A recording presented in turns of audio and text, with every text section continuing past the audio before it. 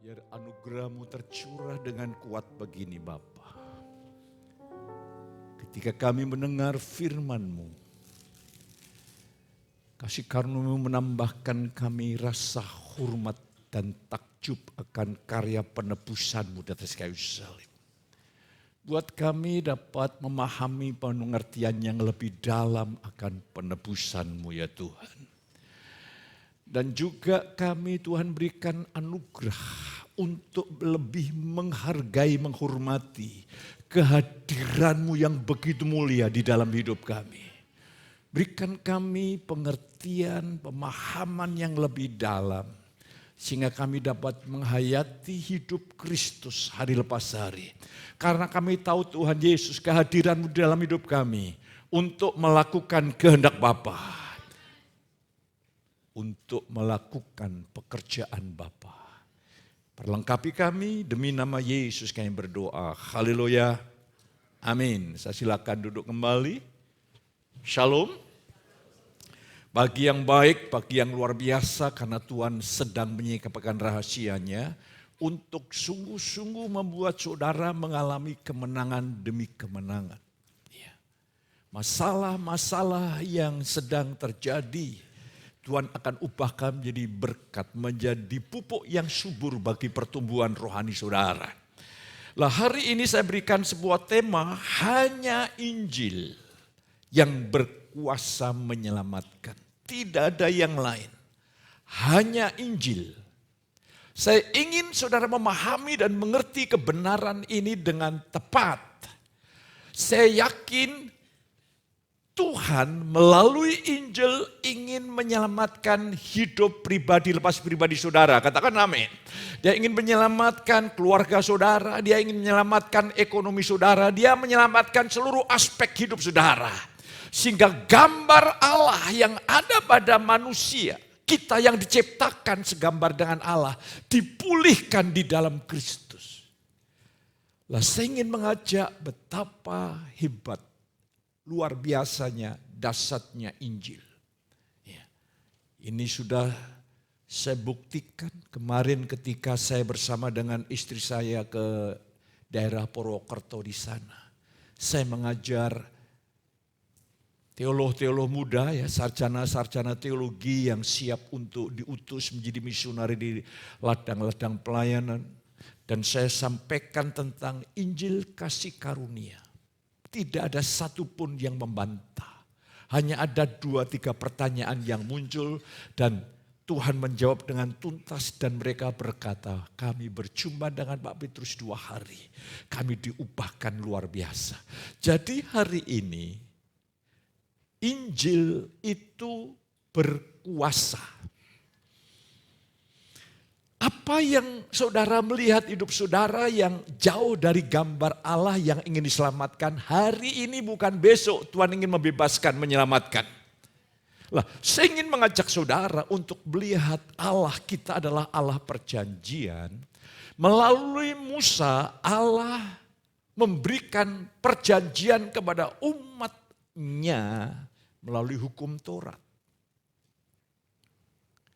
Dan setelah Musa, Yosua. Setelah Yosua mati, Tuhan bangkitkan para hakim-hakim termasuk Gideon di dalamnya. Setelah itu mulai Nabi Samuel mengurapi Raja Israel yang pertama, Saul digantikan oleh Daud, Salomo dan keturunannya. Di sanalah Tuhan memunculkan nabi-nabi besar seperti Yesaya, Yeremia, Yeskiel, Daniel dan nabi-nabi kecil Hosea, Mika dan terakhir adalah Nabi Maleaki. Seluruh hamba-hamba Tuhan perjanjian lama hanya satu tujuan pelanannya, menegakkan perjanjian pertama yang Allah berikan kepada Musa. Ini perlu kita tangkap, kita pahami. Yesus datang ke dalam dunia, dia berkata, Matius 26, darahku adalah darah perjanjian. Darahku menjadi meterai perjanjian. Jadi perjanjian baru itu dimulai bukan dari kitab Matius. Perjanjian baru itu dimulai ketika Yesus mati dan bangkit dari antara orang mati. Kita perlu mengerti, kita sekarang dipindahkan untuk masuk dalam perjanjian baru. Dan lewat Rasul Paulus mewahyukan tentang Injil kasih karunia. Dan seharusnya hamba-hamba Tuhan di dalam gerejanya hanya satu, menegakkan perjanjian kasih karunia. Tidak ada yang lain. Itulah sebabnya saya berikan tema hanya Injil yang berkuasa menyelamatkan. Tidak ada yang lain. Jadi saudara sudah ada di gereja yang tepat. Betul, saudara sudah ada dalam gereja yang tepat. Iya. Nanti bulan Desember saya ke daerah Mamasa. Nanti saya ulang-ulang kesaksian mujizat demi mujizat yang luar biasa. Mereka akan banyak diubah hanya karena ketemu Yesus. Seharusnya saudara bukan hanya diubah. Seharusnya saudara mulai menjadi pemberita kabar baik yang luar biasa. Karena dahsyat sekali Injil itu bagi yang percaya. Jadi mari hari ini tugas saya, tugas kami ya, tugas hamba Tuhan yang mengerti perjanjian Allah adalah menegakkan perjanjian baru kasih karunia. Mari kita akan baca bersama-sama Kolose pasal yang pertama ayat yang ke-23. Karena jemaat di Kolose ini juga diserang oleh musuh-musuh Injil yang nanti saya ingin bagikan bagi saudara. Kita akan baca bersama-sama Kolose 1 ayat 23. 2, 3. Sebab itu kamu harus bertekun dalam iman, tetap teguh dan tidak bergoncang, dan jangan mau digeser dari pengharapan Injil yang telah kamu dengar dan yang telah dikabarkan di seluruh dalam di bawah langit, dan yang aku ini Paulus telah menjadi pelayannya. Ya, supaya kamu bertekun dalam iman, tetap teguh dan makin kokoh, tidak tergoncang. Ya. Inti pelayanan perjanjian baru adalah seperti yang Paulus lakukan. Kepada jemaat di Efesus, Paulus berkata, aku berdoa supaya roh Allah meneguhkan dan menguatkan batinmu. Saudaraku, dalam perjanjian baru itu yang terpenting sebetulnya cuma satu. Dalam ibadah, dalam care group, dalam apapun, imanmu makin dikuatkan, makin diteguhkan akan Injil. Katakan amin. Sebab ketika engkau percaya kepada Injil, seluruh permasalahanmu pasti terselesaikan. Ya. Mungkin kau dapat bonus atau suplemen, kau menikmati hadirat Allah. Tapi percayalah hadirat Allah yang secara emosional kau rasakan hanya di gedung gereja. Tapi kalau iman makin kuat bahwa dimanapun kau berada, engkau bersama dengan Tuhan, engkau akan berhasil menjalani hidup sebagai orang-orang percaya. Kalau ada sukacita, puji Tuhan, ada hadirat Allah, puji Tuhan. Tapi tidak ada hadirat Allah pun, Tuhan tetap ada bersama dengan kita. Saudara kekasih, jadi saudara mengerti, ketika iman saudara makin teguh, makin kuat, makin kokoh dan tidak tergoncang, dan engkau tidak kehilangan pengharapan di dalam Injil, hidupmu akan dituntun dari kemuliaan kepada kemuliaan yang lebih besar. Dan seharusnya Injil menghadirkan hidup yang penuh pengharapan. Jadi hari ini milikilah pengharapan yang besar. Apapun masalah saudara, pasti tuntas diselesaikan oleh Tuhan. Amin. Jadi ada harapan yang baru, harapan yang segar, harapan yang kuat. Hari ini saya ingin mengajak saudara untuk mengalami, saya mulai menikmati bagaimana sederhananya hidup mengalami pencobaan dan mengalami kemenangan. Ternyata amat-amat sangat sederhana, lebih dari yang dapat kita pikirkan. Karena terlalu sederhananya sehingga banyak orang tidak mau menjalani hidup yang seperti itu. Mari saya ingin ajak saudara untuk melihat sebuah kebenaran. Panggilan saudara dan saya, panggilan kita adalah dengan sengaja. Saudara harusnya dengan sengaja. Ya. Bukan kebetulan, tapi dengan sengaja untuk tekun berusaha memahami Injil sampai melahirkan iman yang kokoh dan tidak bergoncang. Ini bukan tipe kita ini orang-orang mudi. Kalau mau aku mendalami, kalau mau aku ibadah, kalau mau aku ikut care group, bukan. Dengan pilihan sengaja. Untuk datang di care group. Untuk mempertajam iman saudara, menguatkan iman saudara sampai engkau tidak tergoncang. Kalau sampai saudara tergoncang dengan masalah sehari-hari, imanmu terus dinaikkan lagi, dikuatkan lagi. Pengenalanmu akan kasih karunia, akan Injil, akan Kristus lebih kuat, lebih dalam lagi. Rasa penghormatanmu kepada kehadiran Tuhan dalam hidup saudara lebih besar lagi. Pemahaman saudara akan kehadiran Kristus di dalam hidup saudara lebih dalam lagi. Dan apa yang terjadi? Lama-lama imanmu menjadi iman yang teruji, iman yang kokoh. Iman itu lebih berharga, bernilai dari emas yang dimurnikan. Emas itu sekarang harganya melonjak tak terkendali. Tapi percayalah, emas itu akan tiba saatnya tidak bisa menjawab masalah saudara. Tapi Kristus bisa menjawab. Makanya ketika Petrus menghadapi orang yang sedang lumpuh yang biasa dibawa di pintu bait Allah, Petrus berkata, lihat aku, emas dan perak tidak ada padaku.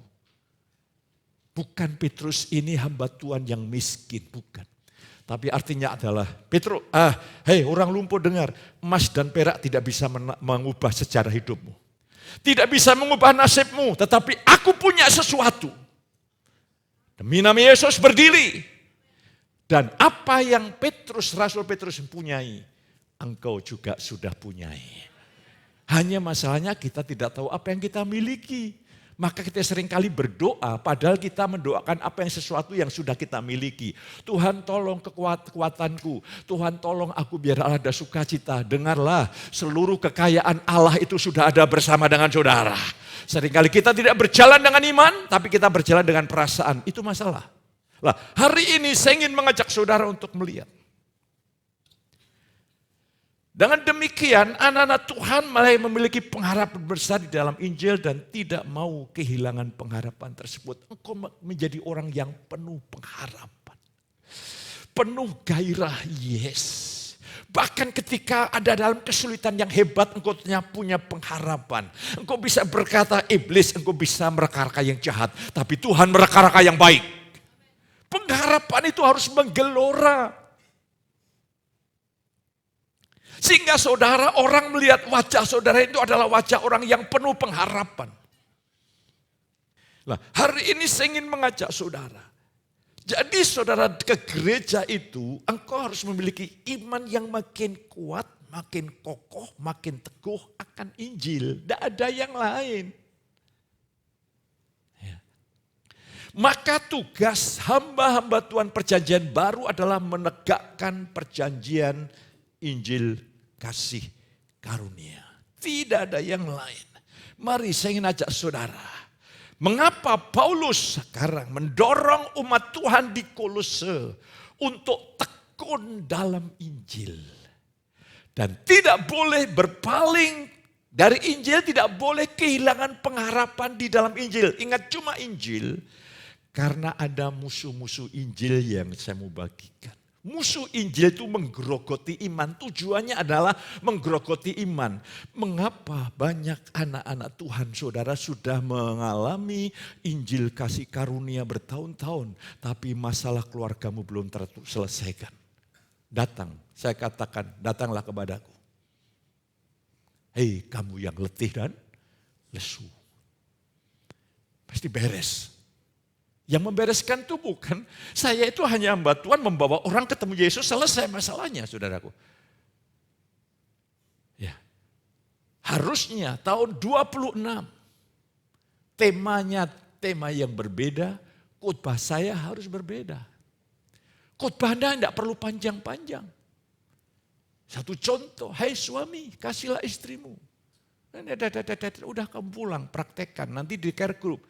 Disaringkan bagaimana pengalaman bersama Tuhan mengasihi Istri tunduklah pada suamimu. Udah praktekkan aja. Itu namanya pengajaran yang sehat. Yang akan mempengaruhi. Injil itu hebatnya mempengaruhi hidup keseharian kita inilah. Itu hebatnya Injil. Lah, hari ini saya ingin mengajak saudara, musuh-musuh Injil ini yang perlu kita pahami, kita terhindar di dalamnya. Dan hari ini saya ingin tunjukkan musuh Injil yang Alkitab katakan. Ya. Tentunya kalau di luar ini ada yang namanya, ya sama sebetulnya. Di zamannya Paulus itu ada dua musuh Injil yang kuat, yaitu legalisme Yahudi, yang kedua antinomianisme. Ya. Ketika seorang sarjana teologi, saya mengajarkan tentang Injil kasih karunia, dia bertanya bagaimana Pak dengan Injil kasih karunia. Saya hanya katakan Injil kasih karunia, Injil hypergrace itu bagaimana Pak? Hypergrace itu hanya menunjukkan Injil dari satu aspek indikatif, tidak ada imperatifnya. Wah dia oke Pak, yes Pak kami dikuatkan. Yang lain adalah legalistik dan itu mirip-mirip di situ. Saya ingin ajak saudara untuk melihat hari ini saudara kasih. Kita akan melihat, oke. Yang pertama kalau saudara baca Kolose 2 ayat yang ke-8. Hati-hatilah supaya jangan ada yang menawan kamu dengan filsafatnya yang kosong dan palsu menurut ajaran turun-temurun dan roh-roh dunia tetapi tidak menurut Kristus. Hati-hatilah terhadap filsafat yang kosong. Sebetulnya filsafat itu maksudnya baik dari kata filio dan sophia, itu orang yang cinta hikmat, cinta kebenaran. Tapi sayang mereka yang cinta hikmat, cinta kebenaran itu adalah mereka yang ada di luar Kristus. Ada seorang pendeta yang menyatakan begini, filsuf-filsuf itu orang yang tidak takut Allah, otaknya, pikirannya menjadi ilahnya. Pendeta itu mengatakan begini, tidak ada filsuf-filsuf itu yang menghasilkan produk yang berguna bagi masyarakat seperti Thomas Edison dan lain sebagainya. Dia hanya menciptakan wacana yang dirinya saja tidak bisa menghidupi apa yang diwacanakan. Itulah filsuf. Tetapi orang yang di luar Kristus kalau memahami filsafat itu hebat. Ya. Satu saat saya pernah ketemu seorang hamba Tuhan. Pak saya ini lulusan dari Universitas Teologi. Saya ini ahli filsafat, sama saya lihat dia. Kamu baru S1, ahli filsafat apa? Ya. Dan kesombongannya itulah yang mempercepat, dengar, kesombongannya itulah yang mempercepat hari kematiannya. Tidak ada yang kita banggakan, kata Paulus. Aku hanya bermegah, membanggakan salib. Di dalam salib aku telah mati bagi dunia, dunia telah disalibkan. Aku tidak mau membanggakan apapun. Hari ini pusat kebanggaan kita adalah Injil. Yesus. Nah, filsafat humanisme. Filsafat itu produk logika manusia. Ya. Jadi saudara tahu itu hasil produk manusia. Ajaran filsafat yang pertama yang saya dapatkan dari beberapa referensi, ajaran ini menolak kepercayaan kepada Allah yang berpribadi dan tak terbatas, serta menyangkal bahwa Alkitab adalah penyataan, bukan pernyataan, maksudnya penyataan yang dilakukan oleh Allah kepada umat manusia. Dia berkata tidak ada itu Allah yang berpribadi, itu tidak ada. Ya. Karena apa? Karena dia mencoba untuk membaca Allah, mengenali Allah lewat logikanya, tidak ketemu.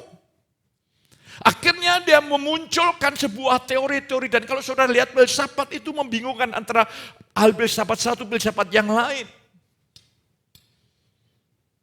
Dan selalu filsafat itu menyatakan bahwa Alkitab itu bukan buku Alkitab itu bukan firman yang diilhamkan oleh Roh Kudus. Bagi orang yang percaya bahwa Alkitab adalah firman Allah yang diilhamkan oleh Roh Kudus, Alkitab tidak ditemukan kesalahan. Kalau orang mencoba mencari kesalahan dan menemukan Alkitab, itu pasti salah metode membacanya. Nah, hari ini itulah isi filsafat, tidak ada Allah. Allah itu tidak berpribadi. Manusia ini semua dunia alam semesta ini terjadi karena proses evolusi, proses dari sesuatu peristiwa. Tapi bukan Allah yang menciptakannya. Yang kedua, secara cepat. Filsafat ini menyatakan bahwa manusia tidak diciptakan oleh Allah, tetapi adalah hasil suatu proses evolusi. Dia mulai Darwin dan teori-teori yang lain mengatakan manusia itu adalah kera yang sangat amat primitif sampai kera yang mulai mendekati manusia akhirnya menjadi manusia. Saudaraku, kera yang primitif sama kera yang modern sama-sama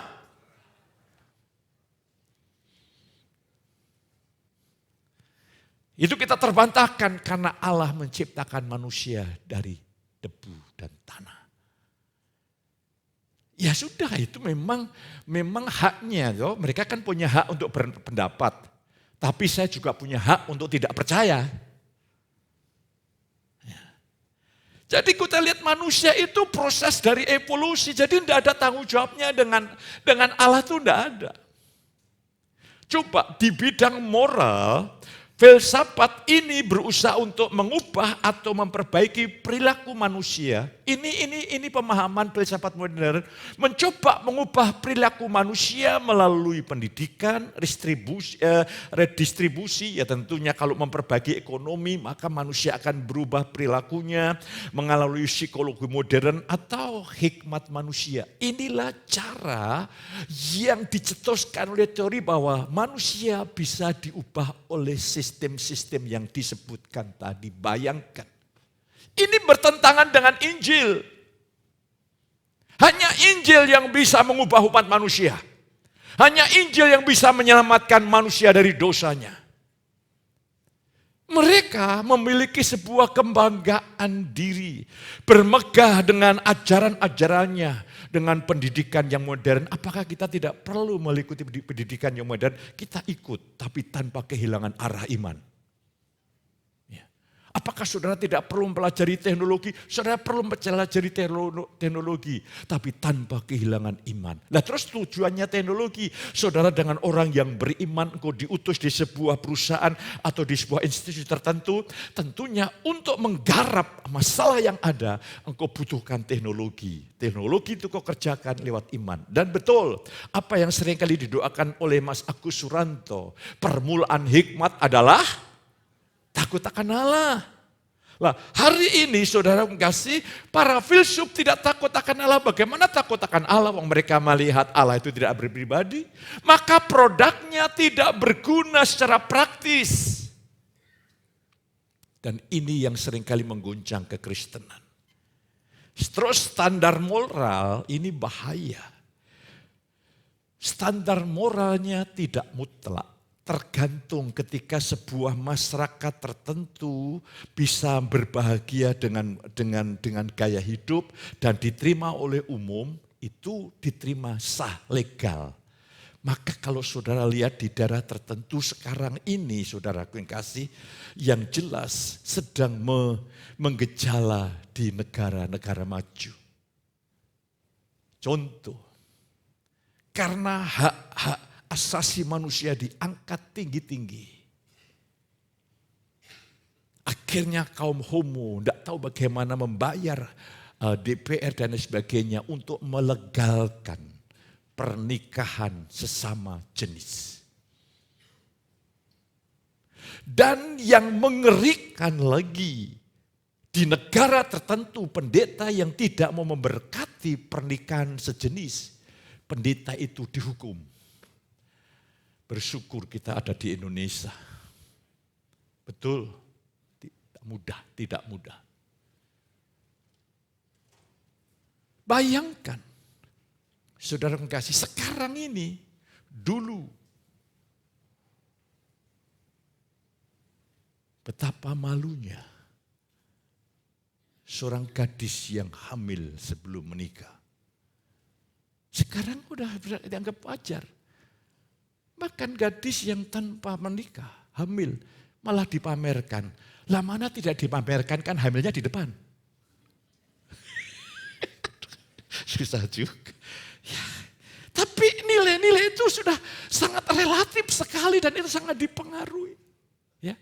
Adat istiadat di sini belum tentu diterima baik, di tempat yang lain belum tentu.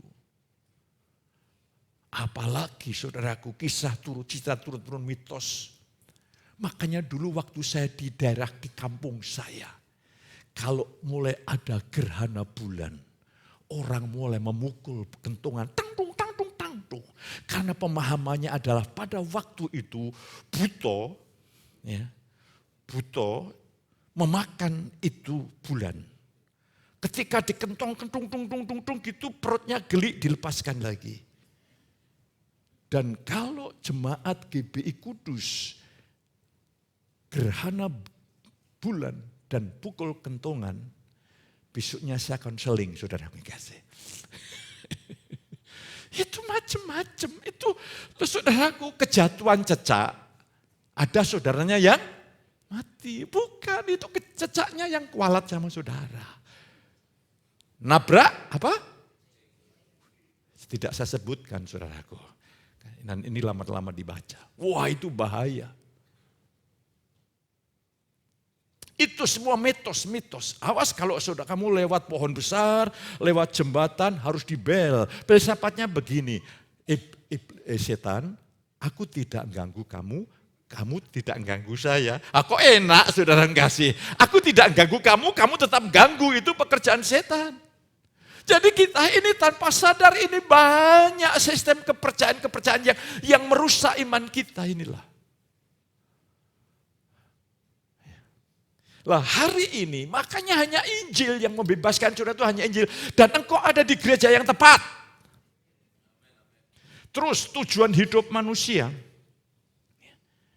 adalah mencari kepuasan, rasa nyaman diri dan kesenangan itu. Bahkan filsafat mempengaruhi orang Kristen, saya datang di gereja hanya ingin senang-senang lah.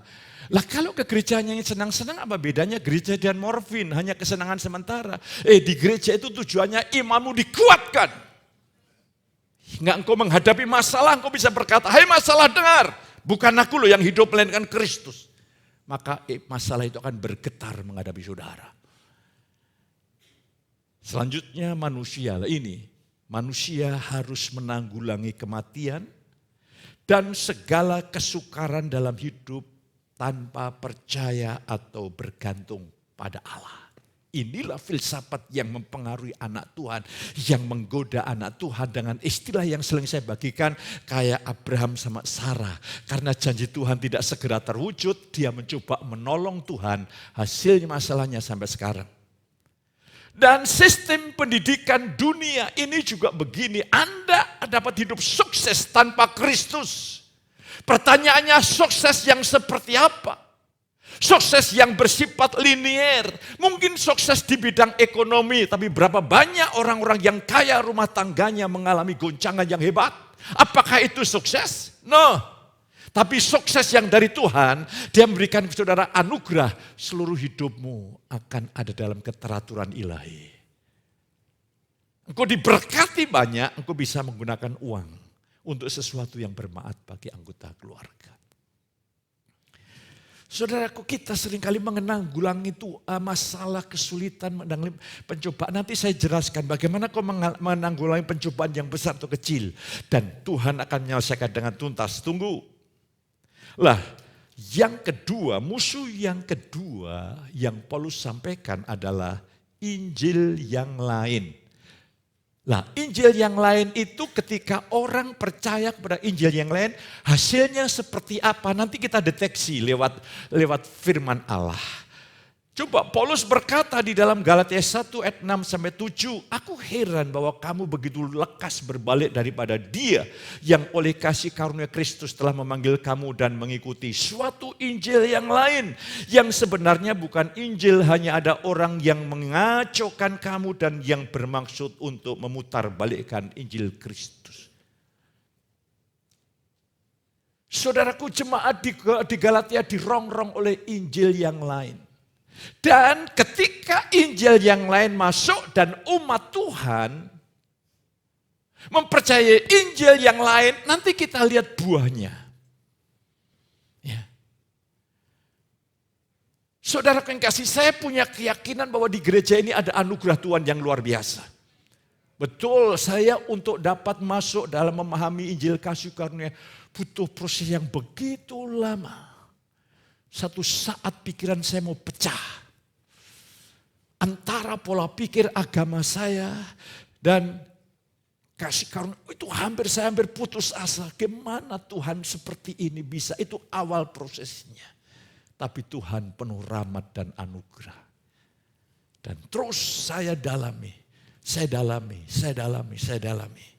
Dan saya makin menikmati karya Kristus secara pribadi luar biasa. Lah di sini ada Injil yang lain dan Paulus katakan terkutuklah orang yang memberitakan Injil yang lain yang tidak seperti aku beritakan. Bahkan malaikat pun kalau memberitakan Injil yang berbeda dari apa yang aku beritakan terkutuk.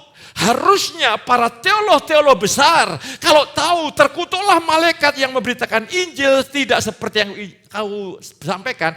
Harusnya mereka mendalami Injil yang Paulus sampaikan. Itu kan logisnya begitu. Kalau Paulus sampai punya keberanian, aku tuh menerima Injil bukan diajar manusia. Aku diajar oleh pewahyuan roh yang luar biasa. Dan bersyukur Injil yang Paulus beritakan bukan hanya dikhotbahkan tapi ditulis di dalam Alkitab. Menjadi data, menjadi berkat bagi kita sehingga kita menikmati berkatnya. Ini luar biasa. Saudara yang kasih, akibat jemaat itu mendengar Injil yang lain. Injil yang lain itu bukan Judaism 100% tidak ada. Ya. Kalau ingin Judaism 100% ya ke Israel sana mengikuti tata pola, idat istiadat Yahudi. Tapi gereja tidak ada yang Judaism 100%. Lah kita lihat akibat Injil yang lain itu jemaat Galatia mulai kacau imannya. Paulus berkata kamu ini gila. Galatia 3:3. Kamu telah memulai dengan roh, mengakhiri dalam daging. Ingat filsafat. Injil yang lain akarnya sama. Manusia harus bergantung diri sendiri. Apa Pak bahasa awamnya dimulai dengan roh dan diakhiri dengan daging? Begini, banyak keyakinan Injil yang dipercaya oleh umat-umat Tuhan, oleh gereja-gereja di umat-umat Tuhan, dipercaya begini loh. Aku diselamatkan oleh anugerah Allah, itu aku percayai.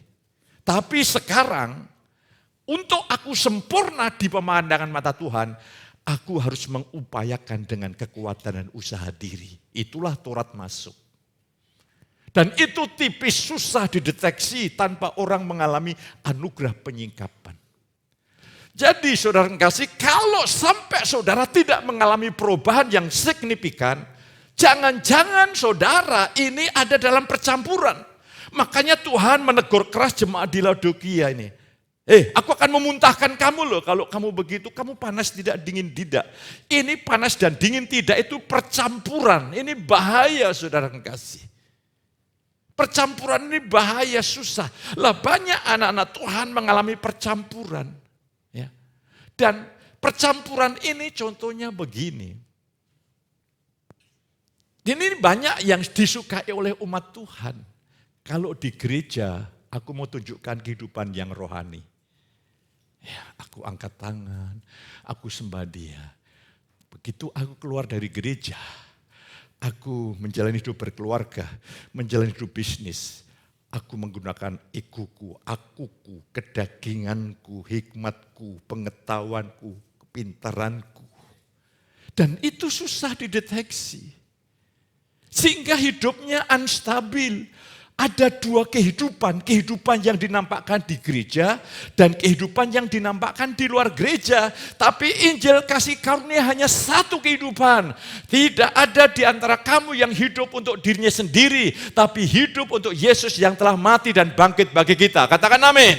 Sehingga kapanpun berada, engkau selalu berkata, bukan aku, melainkan Kristus. Hanya satu kehidupan. Dan semakin saudara bertumbuh di dalam anugerah Tuhan, dosa yang serius di hadapan Allah adalah dosa mementingkan diri sendiri. Orang Kristen yang hidup mementingkan diri sendiri tidak pernah berguna bagi kerajaan Allah. Bahkan orang Kristen yang mementingkan diri sendiri di gereja bikin susah. Idenya harus dituruti, mau keluar uang kalau mendapatkan pujian. Rumit saudara kekasih. Injil yang lain ini mengerikan saudara kekasih. Injil yang lain ini akan, saudaraku kalau lihat di kitab Galatia, di sana muncul kedagingan. Sampai Paulus menyebutkan buah kedagingan itu baru daftar banyak yang lain. Kamu saling menggigit, kamu saling menelan, kamu saling membunuh, percideraan, permusuhan, gap, kelompok. Waduh capek. Jikalau ada di antaramu ada iri hati dan perselisihan kemanusiaan daging, susah. Ya. Makanya saya sama istri saya begini, saya tidak mau mengekspos dari mimbar seseorang. Dulu saya pernah ucapkan dan memang itu fakta. Wah, Anies itu menjadi berkat bagi gereja. Maksud saya tulus, tapi ada orang yang itu. Oh, saya belum selesai kok, jawab saudara. Ya, jadi semua saudara adalah VIP-nya surga. Amin. Ya, jadi saya belajar untuk adil. Ya. Saya bilang sama kantor itu, yang tidak pernah ibadah, jangan dijadwal.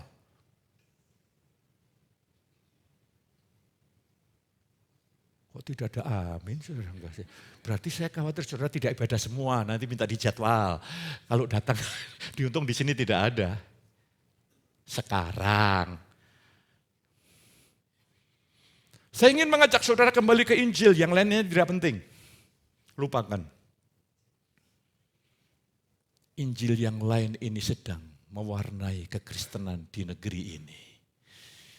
Maka buktinya banyak orang merasa bersalah karena begini, saya mencoba untuk taat tapi saya gagal. Rasa bersalah, rasa tertuduh, rasa terkutuk, aduh begitu berat. Ya. Pernah saya sampaikan, ada seorang mahasiswa yang konseling dengan pendeta. Gereja saya mengajarkan setiap hari baca 5 pasal. Semakin saya baca 5 pasal, saya merasa terkutuk, saya merasa tidak layak. Saya kehilangan fokus untuk belajar. Gara-gara baca Alkitab, saudara kasih. Tidak ada fokus untuk belajar, nilainya merosot. Bayangkan saudaraku. Maka tidak heran karena pernah saya sampaikan, seorang psikiater di Amerika mengatakan kekristenan adalah agama yang paling banyak menciptakan pergumulan emosi. Karena yang disampaikan bukan Injil yang sejati, tapi Injil yang lain. Ketika kau mendengar Injil yang sejati, setelah mendengar firman Tuhan, engkau percaya Injil itu, apa yang belum diselamatkan, pasti diselamatkan. Terus selanjutnya, setelah kita mendengar Injil, musuh-musuh Injil, saudaraku, dengan bertekun dalam Injil, kita dapat melawan ajaran-ajaran sesat. Selanjutnya kita menjadi kuat dan kokoh dalam iman sehingga hidup ini memiliki pengharapan yang besar dalam Injil. Hanya Injil yang dapat menyelamatkan manusia dari dosa. Itu kata Paulus. Injil adalah kekuatan Allah, kuasa Allah yang menyelamatkan bagi yang percaya. Ketika saudara merendahkan hati dan Tuhan mewahyukan Injil, Tuhan yang menyelamatkan. Makanya malaikat berkata kepada Yusuf, berikan nama dia Yesus. Itu aslinya God save. Tuhan yang menyelamatkan. Ya. Jadi hari ini Tuhan yang akan menyelamatkan dari dosa, pencobaan besar atau kecil. Nanti bagaimana penerapannya saya akan sampaikan bagi saudara. Yang penting saudara tahu, aku tidak boleh bergeser dari Injil. Aku tidak boleh menerima Injil yang lain. Aku tidak boleh hidup dari filsafat. Sekalipun saya belajar filsafat, saya hidup berfilsafat. Orang Kristen yang dewasa itu hidup bukan dengan perasaan, dengan filsafat. Saya memiliki pandangan hidup, yaitu hidup bagiku adalah Kristus. Dan mati adalah keuntungan. Itu filsafat hidup yang bersumber dari iman.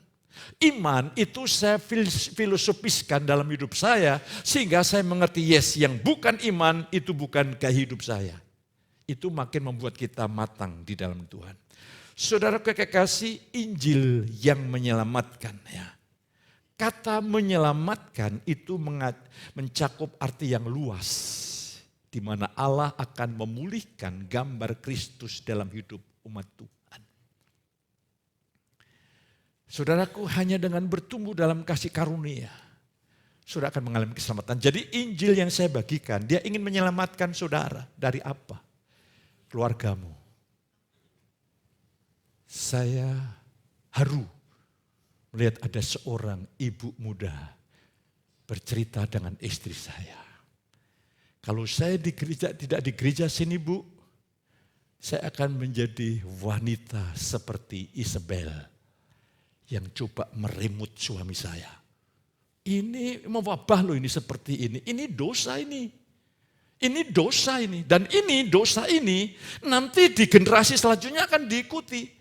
Kalau di rumah tangga yang dominan itu adalah wanita, nanti anak wanitanya cenderung mencari wanita laki-laki yang lemah. Itu akan terus berputar. Tapi anak perempuannya itu akan mencari laki-laki lemah. Anak laki-lakinya akan mencari wanita yang dominan, yang kuat.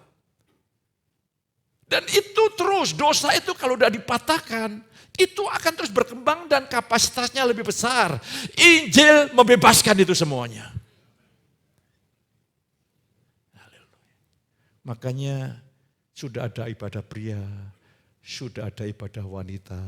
Nanti tahun 2026 dikumpulkan bareng ibadah pria dan wanita, duduknya saling berdampingan. Amin.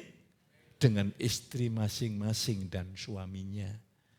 Jangan duduk berdampingan dengan istri orang lain. Di sini mah baik-baik semua. Sehingga betul-betul tahun 2026 adalah tahun aplikasi. Saya kasih WhatsApp kepada istri saya. Tema Natal tahun 2028 adalah mengekspresikan Kristus dalam tindakan. So simple for next year. Jadi saudara yang kasih sangat simple untuk tahun yang akan datang.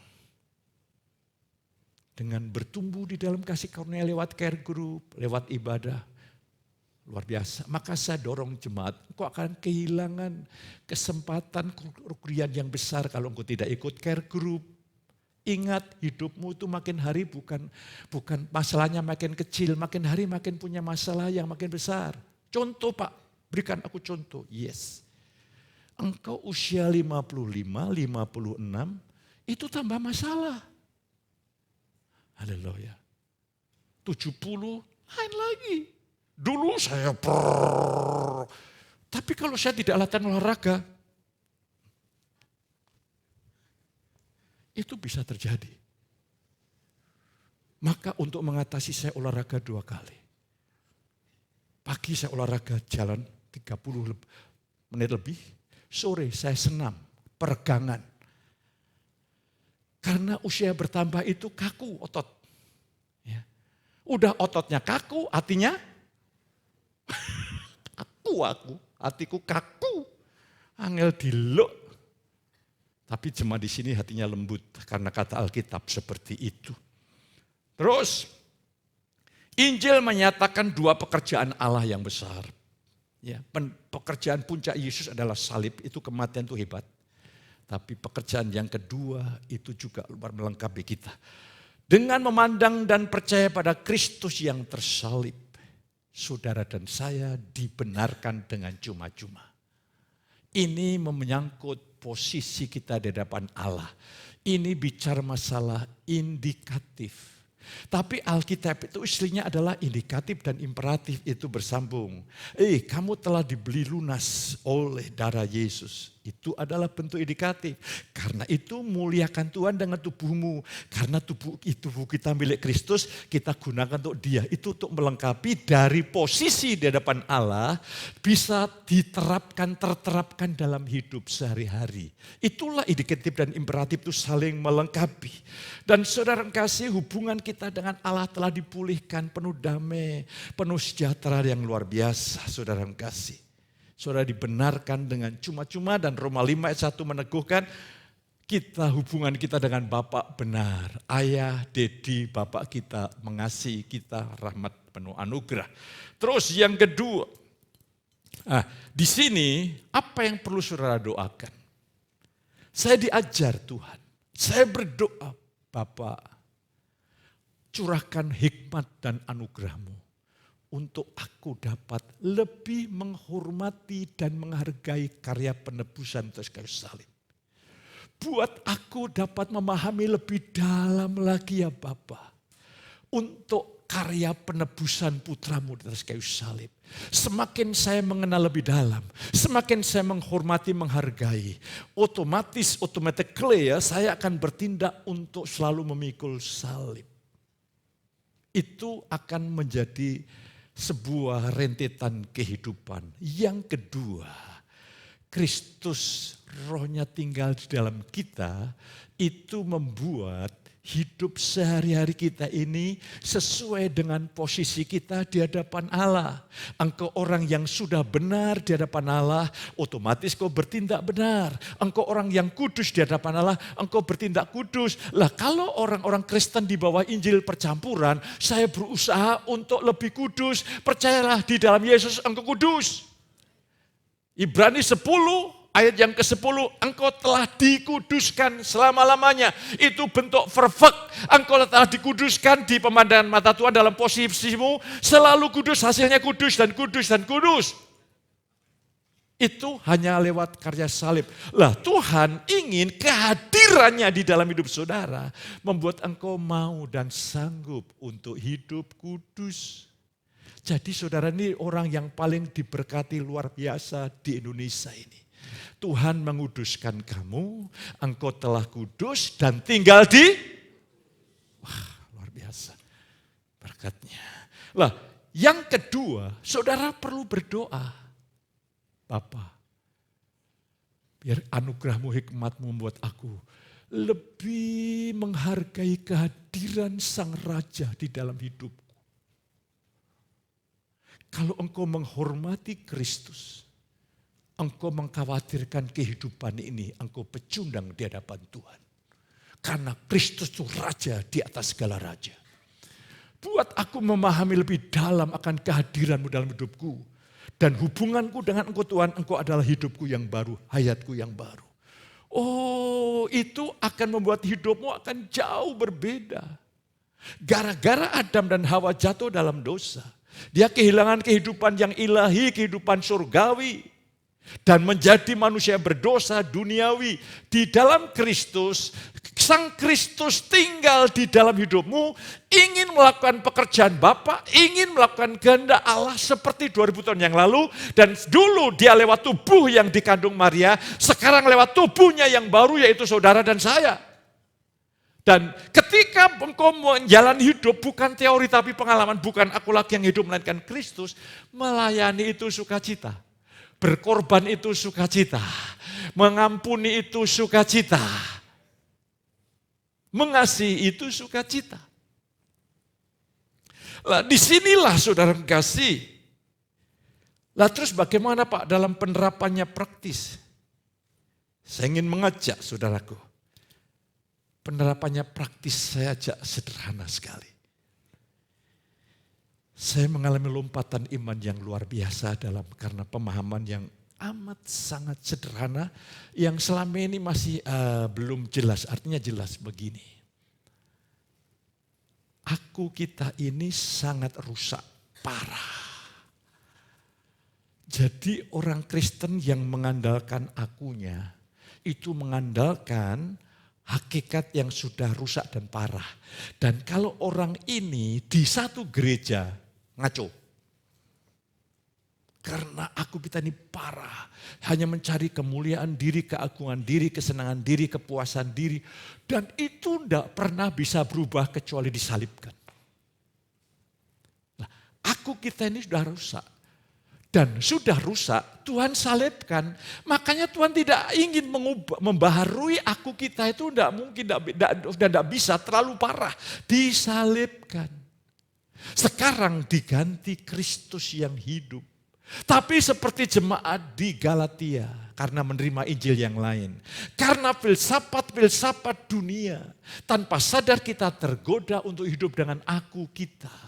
Dan apa yang terjadi aku kita yang rusak parah ini ketika engkau hidup dengan aku kita, itu buahnya parah sekali, rusak sekali. Buahnya berdosa dalam Galatia 5 ayat yang ke-19 sampai 21. Dosa-dosa akan berkecamuk, itu baru daftar yang kecil, itu masih banyak luas lagi. Makanya di tempat ini saya tidak mengekspos hukum Taurat. Kalau saya mengekspos hukum Taurat, maka engkau akan mencoba mentaati dengan kekuatan diri, padahal kekuatan diri kita sudah rusak. Apa yang terjadi? Dosa akan berkembang. Parah banget. Daging itu parah, sangat-sangat tidak pernah memperkenalkan Tuhan. Maka saya hanya berdoa, Tuhan, hanya satu yang aku takutkan. Kalau aku kembali ke daging, habis. Habis Tuhan. Maka saya dapat solusi dari Tuhan. Tuhan memelihara, aku punya iman. Engkau melihara aku untuk hidup menurut roh. Dan Tuhan menolong, Tuhan menolong, Tuhan menolong, Tuhan menolong. Lah, bagaimana Pak praktisnya dalam hidup sehari-hari? Paulus katakan, aku telah disalibkan. Yes, seharusnya hari ini yang normal, aku yang penuh dosa, penuh kejahatan sudah disalibkan. Yang normal dengar, engkau yang normal karena bukan aku melainkan Kristus, maka hidup benar itu normal. Hidup dosa itu tidak normal, katakan amin. Kalau sampai engkau hidup daging dan dosa itu masih menjadi gaya hidup kita, mesti engkau tidak paham itu Injil. Saya siap datang kepada saya akan bimbing sampai tuntas. Jadi saudara kekasih, kalau kita ini mengandalkan diri aku, makanya pelayan-pelayan Tuhan itu harus betul-betul lewat salib. Yesus sebelum masuk dalam kancah pelayanan harus dibaptis. Baptis itu gambaran masuk ke dalam air, itu proses kematian dan kebangkitan. Itu sudah menjadi gaya hidup Yesus sebelum pelayan sudah ditunjukkan. Gaya hidupku adalah mati dan bangkit. Maka seluruh hidup Yesus adalah hidup yang penyangkalan diri dan memang memiliki gaya hidup salib. Dan puncaknya adalah mati atas kayu salib. Saudara harus memiliki filosofi baru, gaya hidup yang baru. Saudara harus tahu arti menyangkal diri dan memikul salib. Ya. Tanpa sadar kita dipengaruhi filsafat ketika kau punya masalah. Engkau melupakan Tuhan, pikiran saudara mencari solusi. Semakin pikiran saudara makin cari solusi, engkau makin terjebak lebih dalam. Mengapa Tuhan tidak biarkan? Karena itu pilihan saudara. Tapi Tuhan menanti sampai titik tertentu, Tuhan mendidik, membuat kita sadar ternyata usaha diri tidak bisa apa-apa. Saya kemarin ketemu seseorang. Saya bilang begini. Anda punya pendidikan tinggi. Anda punya kecenderungan memuaskan pikiran. Saya mau tanya, dengan kemampuan berpikir masalah Anda selesai? Tidak ada hasilnya sama sekali Pak. Ini jalan keluar untuk kalian nanti saya bimbing pribadi untuk masuk dalam perjanjian baru. Saudara kekasih, mari kita ini terlalu mengandalkan diri. Jangan andalkan pendidikan apapun, tidak ada artinya. Yesus itu segala-galanya. Tapi kalau pendidikan makin membawa engkau kepada Kristus, itu penolong yang luar biasa. Lah, terus bagaimana Pak praktisnya? Sederhana. Saudara dan saya sudah rusak parah, sadar enggak? Kita udah rusak parah, sadar enggak?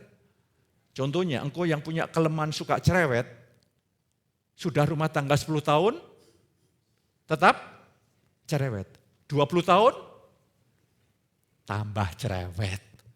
Karena makin tua itu kan daya otaknya, daya penguasaan diri makin kurang. Sedikit-sedikit marah. Sedikit-sedikit marah. Kalau dibalik bagus, marah sedikit-sedikit. Tapi kalau sedikit-sedikit marah, bahaya. Usianya semua marah, curiga, cemburu, marah, curiga, cemburu. Pasanganmu bisa hidup 5 tahun lagi, itu mujizat kalau saudara seperti itu. Itu memang daging itu rusaknya, parahnya mengerikan. Tapi setelah kita tahu rusak parah dan puji Tuhan sudah disalib. Sebetulnya kita ini yang buat engkau tidak bahagia itu kita, percaya enggak? Yang buat engkau tertekan, stres, depresi, punya daya persaingan dan sebagainya itu aku. Harusnya kalau kita disalibkan, engkau punya iri hati enggak? Enggak punya iri hati, engkau enggak susah, enggak gelisah.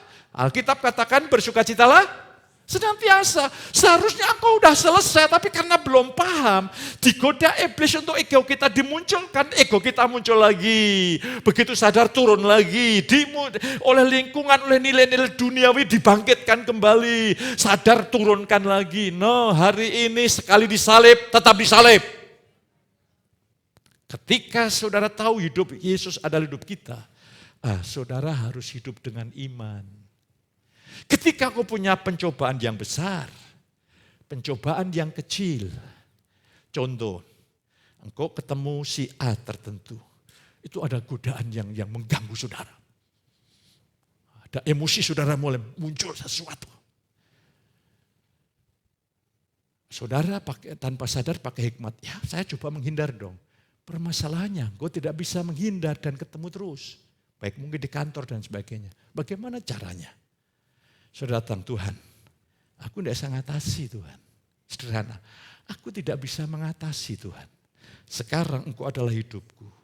Tuhan, engkau mengatasi pencobaanku di dalam lewat hidupku.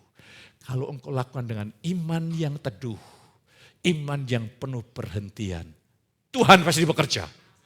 Dan ketika Tuhan bekerja, engkau ketemu orang itu, emosimu tidak diadu-adu. Engkau tetap mengalami ketenangan. Baca 1 Yohanes 5 ayat 4, tolong bukakan.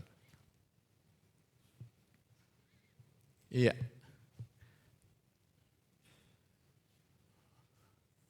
Oke, 1 Yohanes 5 ayat 4.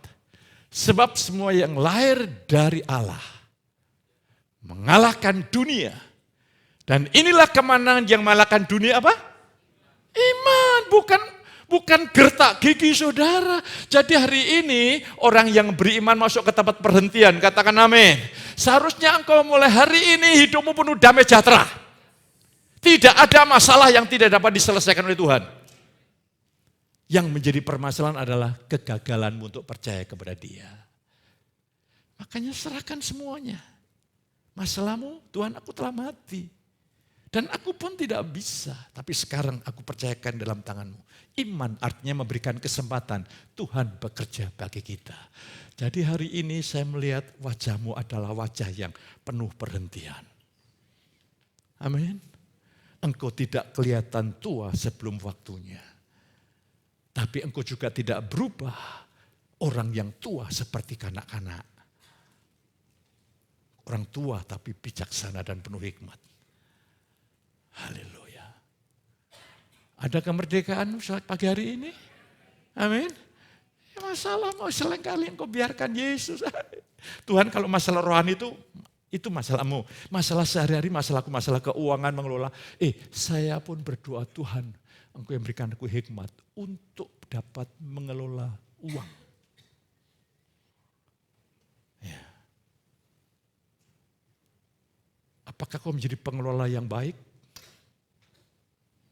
Saya harus menjadi pengelola uang. Istri saya tegas, Mas, jangan lupa perpuluhan. Kemarin waktu khotbah bapak-bapak, saya bagikan. Apakah engkau setia dengan perpuluhan? Pak, itu kan di dalam hukum Taurat. No. Perpuluhan itu sebelum hukum Taurat, 500 tahun sebelum hukum Taurat datang. Abraham sudah memberikan perpuluhan kepada Melkisedek. Hukum Taurat cuma meneguhkan. Mengapa banyak orang yang tidak membayar perpuluhan? Aku akan menjaga engkau dari belalang pelahap. Kalau engkau tidak setia melakukan ini, belalang pelahap itu kalau mulai menyerang, habis. Kadang-kadang masalah ini belum selesai, ganti ini, pusing rasanya. Lah tapi Yesus mengajarkan. Dia berkata kepada ahli Taurat, orang Mesir, celakalah kamu. Kamu membayar perpuluhan, tapi kamu melupakan kasih, kesetiaan, dan keadilan. Maka apa kata Yesus? Yang satu harus kamu lakukan, yang lain jangan abaikan. Berarti Yesus meneguhkan perpuluhan itu kau harus tetap lakukan, tapi disertai dengan kasih, keadilan, dan kesetiaan. Itu artinya dan hari ini mulai berkata, ya Tuhan, aku mau belajar. Bukakan rahasiamu tentang perpuluhan itu. Saya yakin itu sumber anugerah, sumber berkat bagi saudara. Saya kasih tahu, hanya satu ayat itu yang berkata, ujilah aku. Masa aku tidak bisa membuka tingkap langit. Itu hanya satu ayat itu di kitab Maleakhi. Meneguhkan apa yang Abraham lakukan. Dan Yesus meneguhkan dalam perjanjian baru. Dan pagi hari ini, bereskan tuntas sehingga seluruh hidupmu akan mencerminkan kemuliaan Tuhan. Mana bagian-bagian kelemahan yang dimanfaatkan oleh iblis untuk membuat engkau maju sedikit turun lagi, maju sedikit turun lagi. Dan semua itu serahkan ke dalam tangan Tuhan. Makin bergantung pada Tuhan, makin kuat, makin kokoh bergantung sama Tuhan. Sehari-hari saudara akan bersuka cita. Kok ketika melihat pencobaan iblis merekarka yang jahat, engkau berkata, puji Tuhan, iblis merekarka yang jahat Tuhan, tapi engkau merekarka yang baik. Apa yang terjadi? Engkau tidak tertekan. Ketika engkau menghadapi sebuah kebutuhan yang cukup mendesak, kau hanya berkata, terima kasih Tuhan Allahku akan memenuhi segala kebutuhanku sesuai dengan kekayaan kasih karuniamu. Iman itulah yang membuat Tuhan bekerja bagi saudara. Tuhan menolong, Tuhan berkati, kita dudukkan kepala.